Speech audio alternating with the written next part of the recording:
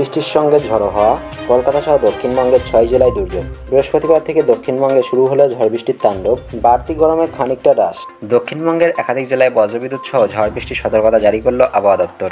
দক্ষিণবঙ্গের 6 জেলায় জারি হয়েছে বজ্রবিদ্যুৎ সহ বৃষ্টির সতর্কতা। সেই সঙ্গে প্রবল বেগে বইবে ঝড়ো হওয়া, জানালো আলিপুর আবহাওয়া দপ্তর। বেশ কিছু জেলায় ইতিমধ্যে হয়েছে ভারী বর্ষণ। আলিপুর আবহাওয়া দপ্তরের সূত্রের খবর, কলকাতা, হাওড়া, হুগলি, পূর্ব মেদিনীপুর, উত্তর ও দক্ষিণ 24 পরগনা জেলায় বজ্রবিদ্যুৎ সহ ঝড় বৃষ্টির সম্ভাবনা রয়েছে। বজ্রপাতের আশঙ্কা থাকবে। বজ্রবিদ্যুৎ সহ হালকা থেকে মাঝারি বৃষ্টির সঙ্গে 30 থেকে 40 কিলোমিটার গতিবেগে দমকা ঝড়ো হাওয়া বইতে পারে। আগামী 2-3 দিনে অর্থাৎ এই সপ্তাহে দক্ষিণবঙ্গের কিছু অংশে পৌঁছে যাবে বর্ষা। আগামী 3-4 দিনে গাঙ্গেয় পশ্চিমবঙ্গের কিছু এলাকা, উত্তরবঙ্গের বাকি অংশে, মধ্যপ্রদেশ, উড়িষ্যা, ঝাড়খণ্ডের কিছু অংশে ও বিহারের আরও কিছু অংশে ঢুকবে মৌসুমি বায়ু। আগামী 3 দিন দক্ষিণবঙ্গে বজ্রবিদ্যুৎ সহ হালকা থেকে মাঝারি বৃষ্টি।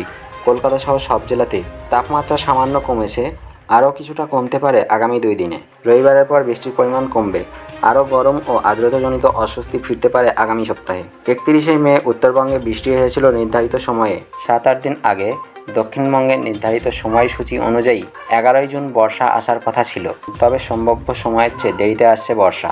উত্তরবঙ্গে ভারী থেকে অতি ভারী বৃষ্টি, কোথাও কোথাও প্রবল বৃষ্টি চলবে। জলপাইগুড়ি, আলিপুরদুয়ার, কোচবিহারে অতি ভারী বৃষ্টির সতর্কতা জারি করা হয়েছে। দার্জিলিং, জলপাইগুড়ি জেলায় ভারী থেকে অতি ভারী বৃষ্টির সম্ভাবনা। আমাদের কাছে আপনাদের সময়ের দাম রয়েছে, তাই আমরা অযথা খবর দিই না, আমরা দিয়ে থাকি পয়েন্ট খবর। আমাদের এই শর্ট নিউজ আপনাদের কেমন লেগেছে তা নিচে কমেন্ট করে জানাবেন। ভিডিওটি ভালো লাগলে অবশ্যই একটি লাইক এবং সাবস্ক্রাইব করবেন।